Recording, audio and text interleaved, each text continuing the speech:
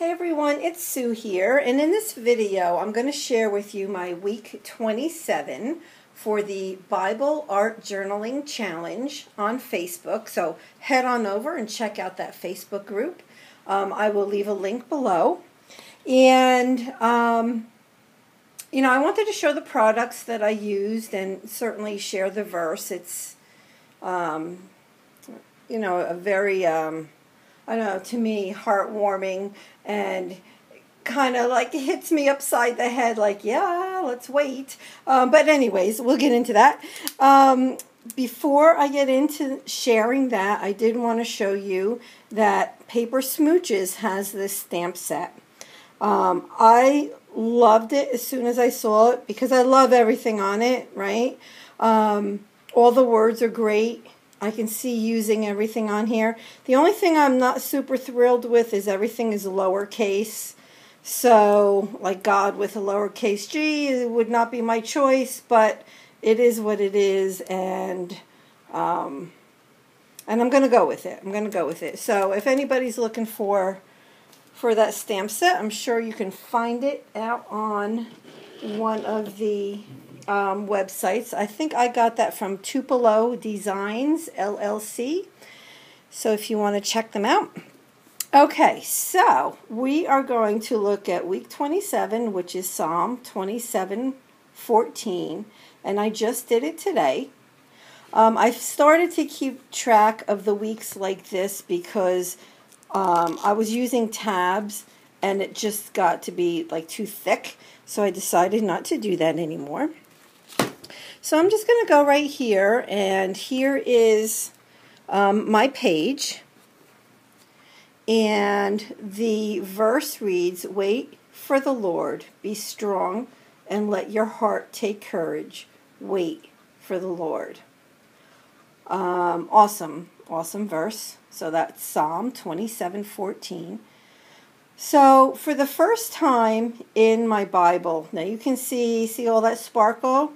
That is Sparkle Mod Podge. So it's the first time I've used Mod Podge. I'm pretty sure. I think. I might be wrong. Certainly Sparkle Mod Podge in my Bible for my art journaling. So what I started with was I used these little highlighters to highlight the verse. Who the heck are they made by? It doesn't say. Isn't that funny? Well, I have a set of those, so I highlighted the verse in the orange. And what I did was when I see things in my stash, I'm like, oh, I want to give that a try. So what I had pulled out was a napkin, which I thought would be great because there's so much white on it that, once you put gel medium or Mod Podge or anything on a napkin, it becomes transparent. So I thought that would be great to use on a page. And then I also like to use, so this is like from a pattern, like a McCall's pattern, like you'd make a dress or something. So this also becomes, I want to say translucent, really. So I figured I would give them a try. And the first thing that I did put clear gesso down. But I did that before I knew what I was going to do on this page. And you can see this brownish part is the pattern. And you can certainly read through it. No problem whatsoever. Then I took the napkin and I tore it up. And I put different pieces down here on the bottom. And I just thought it looked so pretty. Now it gets hard to read the scripture through that, definitely. It does, without a doubt. So if that bothers you, then, I guess I wouldn't put it over the words. I did start with just having the napkin on the side over here, but I just wanted to continue it over because it just looked bare on this side of the page, so I continued with the napkin on that side. I put Mod Podge under it and over it. And it's not sticky, and Mod Podge can tend to be sticky, so like if this side was also Mod Podged, I'd have to put something, a fixative on it, or like powder or something, so that they wouldn't stick to one another.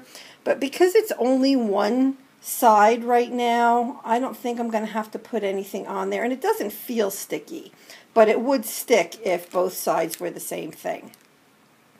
Then, oh, and I put a little piece of napkin up here. Then I took these alphas and I wrote out "Wait for the Lord," and they are gold, and I did go over them as well with the Sparkle Mod Podge.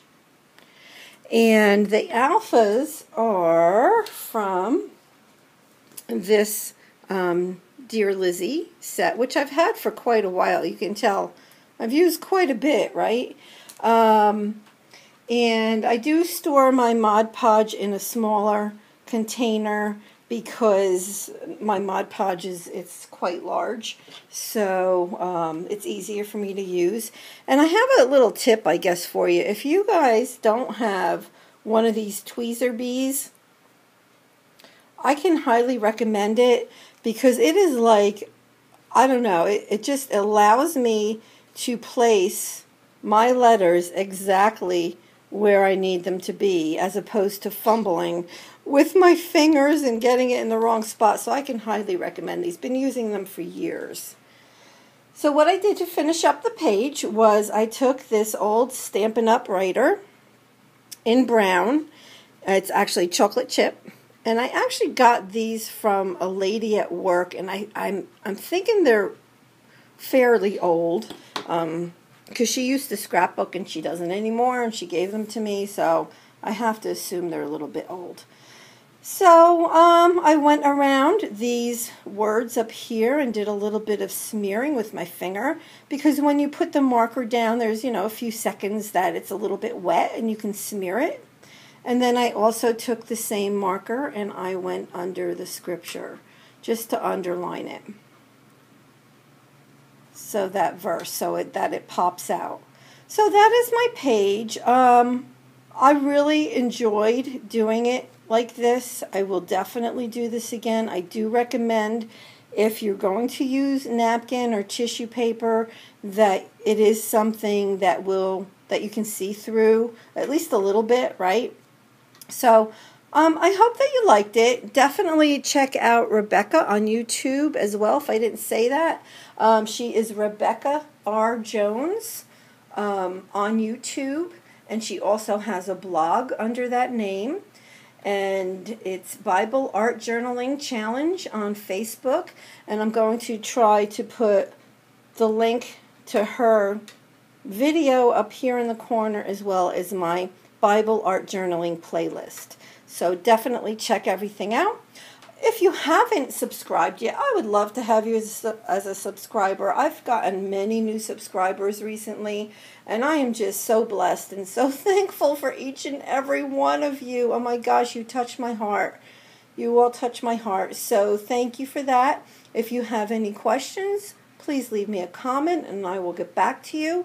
And definitely, if you like the video, go ahead and hit that like button. Okay, take care, everybody. Have a blessed week. Bye-bye.